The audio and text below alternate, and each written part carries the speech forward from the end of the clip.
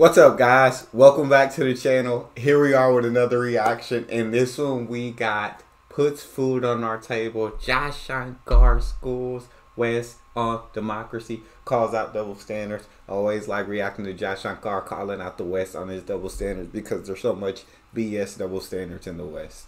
Before we dive in, though, if you guys happen to enjoy, please don't forget to subscribe. Give the video a thumbs up, and if you'd like to support this channel by becoming a member, all you gotta do is hit that join button to receive your exclusive benefits.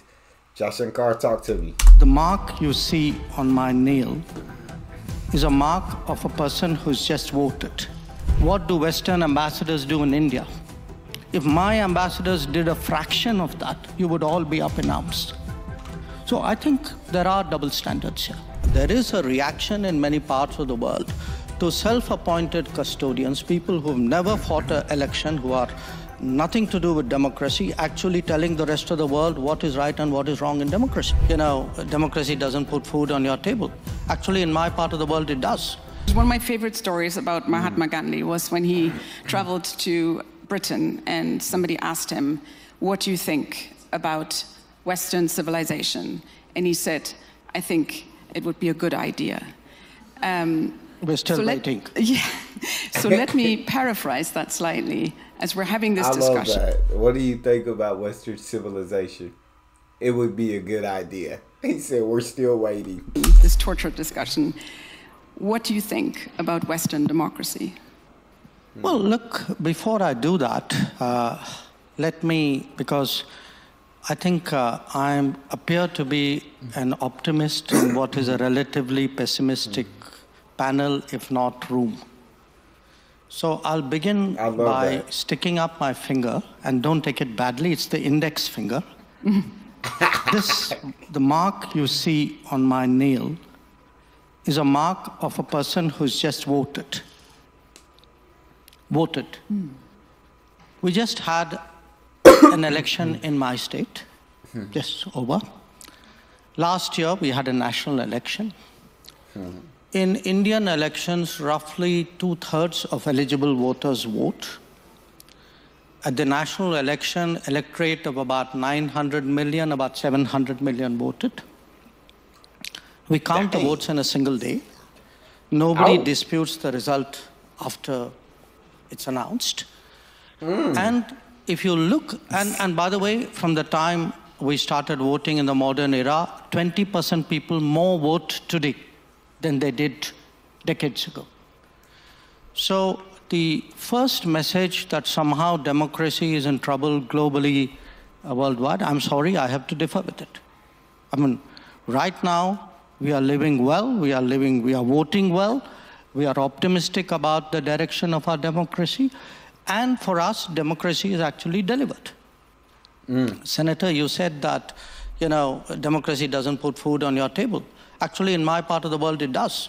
Because it actually, today, because we are a democratic society, we give nutrition support, food support to 800 million people. And for whom that is a matter, you know, of how healthy they are and how full their stomachs are. So the point I want to make is, look, different parts of the world are going through different conversations. Please do not assume that this is some kind of universal phenomenon. It is not. There are parts where it is working well. Maybe there are parts where it's not. My guy's saying, hey, in India, diplomacy, democracy put food on our table. Maybe it don't work in your part, but it put food on the table in our part. And our democracy is working better than ever. We have 20% more people voting than voted decades ago. Right? We have 900 million eligible voters, and out of those, 700 million voted, which is absolutely crazy. He said we get those votes counted in a day. We don't gotta wait weeks. We don't gotta wait days. One day we get all those votes counted, and there is no dispute with the results. There's nobody saying it was rigged. There's nobody saying that the results are wrong. Calling for a recount, nothing like that. He's saying we knock all that out. So in some parts of the world, democracy may not be working, but for us, it's working greatly. So don't put all of us in this universal conversation because we good over here. Talk to him, Jaishankar. And the parts which are not, I think people need to have an honest conversation about why it's not, you know. But I would argue that as to an extent as someone dispassionately viewing it, which was your question, there are some problems. A lot of it is an accumulated problem of the model of globalization that we've followed for the last 25, 30 years. I think a lot of chickens have come home to roost. Yes, there are issues, but from our perspective today, for us, democracy is delivered. We have a visibly less elitist society.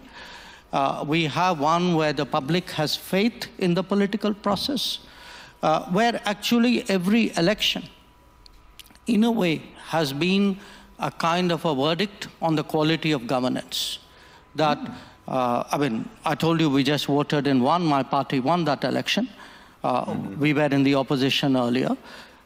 We had a national election. My party won that election too, and we were incumbents.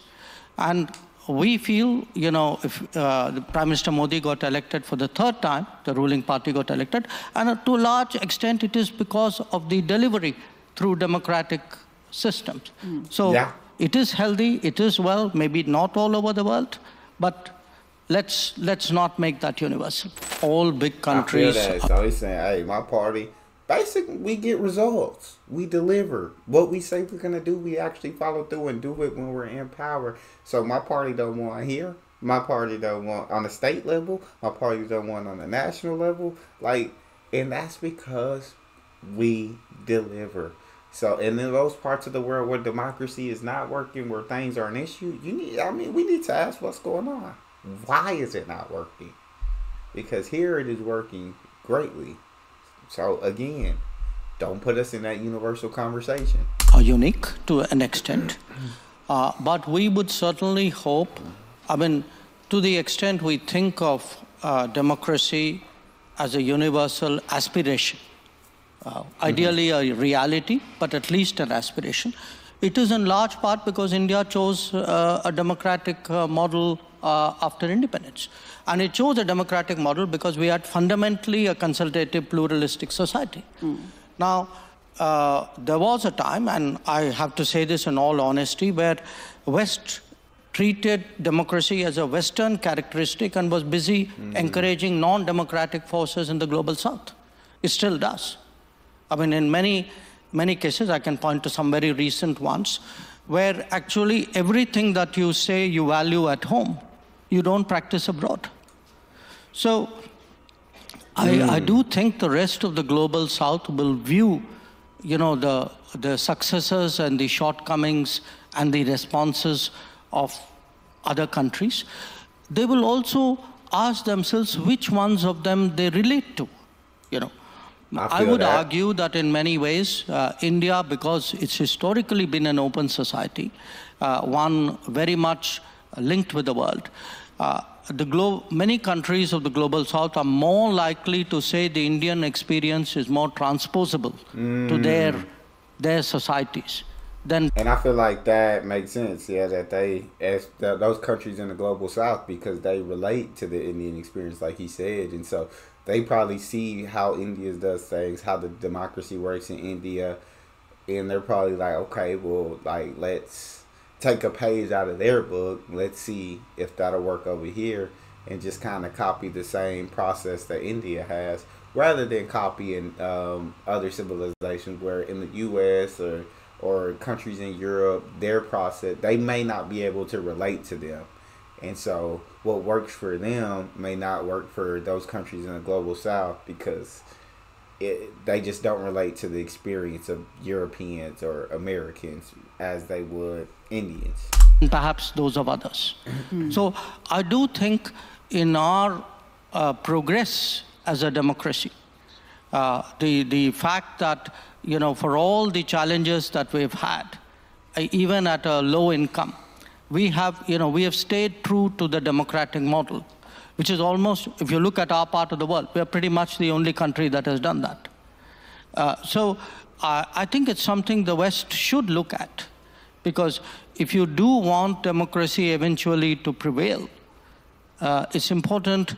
The West also embraces successful models outside the West. I would challenge the equation of, liberalism in a kind of an international way with democracy. I do think different societies have their own cultures, their own values, their own ways of doing things. And the idea that there is some kind of universe, one truth and one judgment and one norm, and that should be preached, propagated, evaluated, and judged. I think that is one of the big issues we're having today in politics. And it is done by think tanks, it's done by people who do ratings, it is done by newspapers. So I think there is a reaction in many parts of the world to self-appointed custodians, people who've never fought an election, who are nothing to do with democracy, actually telling the rest of the world what is right and what is wrong in democracy. And I think it is, to me, inevitable that it will be challenged. For sure. Second issue, how somebody that's never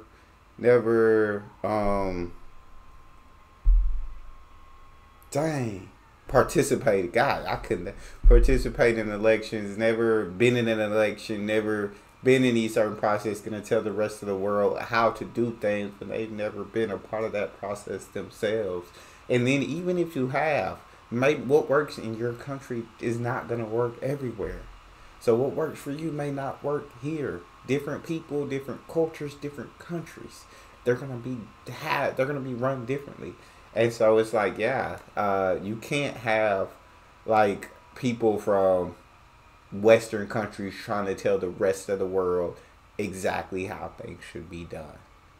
That's not right. Like, it seems like India, the largest democracy on earth, and I believe the oldest democracy, has figured it out pretty well for themselves. And so, if anything, we should be looking to take a page out of how they do things, because like we said earlier, their elections, 700 million people, that's incredible, out of 900 million eligible to vote. So that's amazing statistics. Votes counted in one day. No one argues about the results of the election. Like, they're doing pretty well for themselves. Issue, is, look, every country has its mainstream politics. It has its outliers. Agreed. Okay. If I were to look, for example, at how much Europeans, Westerners reach out to outliers in those societies. If I were to look at what do Western ambassadors do in India, if my ambassadors did a fraction of that, you would all be up in arms. So I think there are double standards here. There definitely are. I completely agree. There definitely are double standards. But I want to hear what you guys think about the video. I'd love to hear y'all's thoughts. That's all we have. If you enjoyed, please don't forget to subscribe, give the video a thumbs up, and check out the next one. I'll see y'all next time.